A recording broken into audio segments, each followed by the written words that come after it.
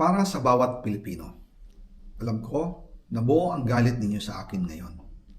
Nauunawaan ko rin kung bakit, lalo na at malaki ang halagang nakataya. Pero bago kayo humusga, hayaan ninyong ipaliwanag ko ang buong katotohanan. Matagal akong hindi nagsalita dahil may direktang utos sa akin. Huwag nang bumalik ng Pilipinas at manahimik na lamang. Umalis ako noong July 19, 2025 para sa aking medical check-up. Nakaplanong bumalik pagkatapos ng SONA ni Pangulo. Pero habang papauwi na ako, tinawagan ako ni dating Speaker Martin Romualdez at sinabihan, "Stay out of the country. You will be well taken care of as instructed by the President." Noon naniniwala pa ako sa kanila, kaya't hindi ako bumalik. Tumikom ang aking bibig, sumunod ako, pero ang hindi ko alam, ang ibig pala nilang sabihin sa aalagaan ka namin ay gagamitin ako bilang panakipbutas sa kanilang kampanya laban sa korupsyon. Ginawa nila akong poster boy ng kanilang sariling kasinungalingan. Ngayon, hindi na ako mananahimik, ilalabas ko ang lahat ng katotohanan. May resibo, may ebidensya at may pangalan.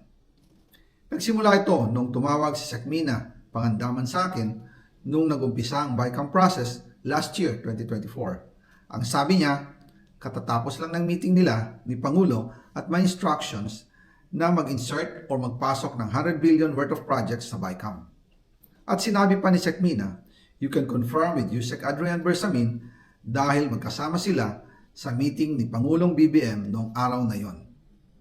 Tinawagan ko po agad si Yusek Adrian Bersamin at tinanong ko kung may instruction na ba ang Pangulo na magpasok ng 100 billion during their meeting.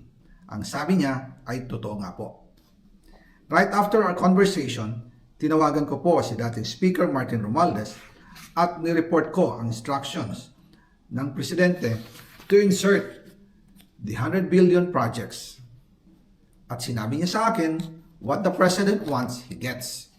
After ng ilang araw, nag-set po ng meeting si Sekmina Pangandaman at Yusek Adrian Bersamin sa amin ni dating Speaker Martin Romualdez sa Aguado Building in front of Gate 4 ng Malacanang at nandoon din po si Yusek Jojo Cadiz.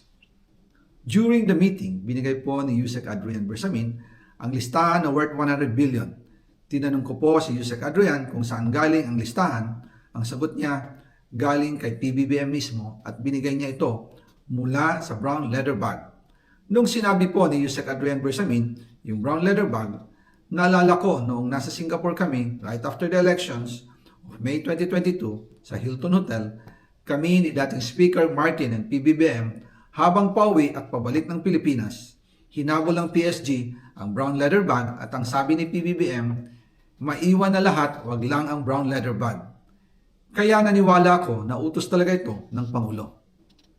Pagkatapos ng ilang araw, I informed sina dating Speaker Martin Romualdez, Sekmina Pangandaman, Yusek Adrian Bersamin, and Yusek Jojo Cadiz na kung pwede 50 billion lang ang ipasok sa program funds dahil sobra ang DPWH funds versus sa DepEd. In practice, hindi pwede na mas malaki ang budget ng DPWH kaysa edukasyon. And yung balance na 50 billion, ilagay na lang sa program funds for the 2025 budget dahil Office of the President din ang nagre-release ng lahat ng unprogrammed funds. Pagkatapos ng isang araw, tinawagan ako ni Sekmina at sinabi ang mensahe ng Pangulo, ipasok ninyo yan dahil pinangako na sa akin ni Speaker Martin yan at hindi na pwedeng baguhin. Kumbaga, ang utos ng hari hindi pwedeng mabali. Again, I informed the Speaker and asked clearance about the instructions ng Pangulo. At ang sabi niya, wala tayong magagawa.